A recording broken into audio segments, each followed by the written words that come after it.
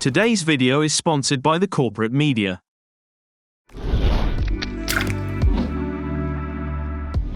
Cut 2 seconds of your clip, make it a new Fusion clip, and open it in the Fusion page. Add a magic mask in empty space, and connect your clip to this. Draw a shape into your subject, and hit the track forward button. If you are working on a potato, bring a saver node, browse the destination, go to the Fusion menu and select to render all savers. Once the render is done, delete the mask and the saver. Bring a loader node, and load your masked clip. Add 2 merge nodes after your original clip. Bring a random mixed media texture image into your flow and connect it to the first merge node.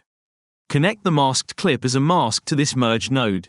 Add a transform node after the texture image. Adjust the size to your liking, and change the edges to mirror. Right-click to the center value and select to modify it with shake. Modify the angle slider also with shake. Go to the Modifiers tab. For the angle values, bring down the smoothness slider and set the maximum slider to 360, and bring down the smoothness slider for the center.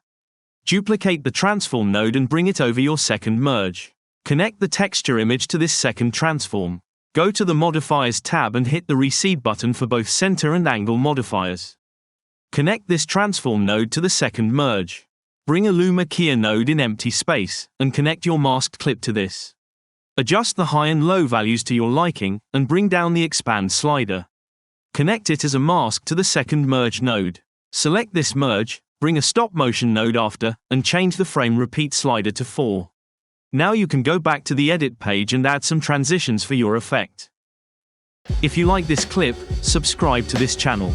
If you didn't, you have no other choice.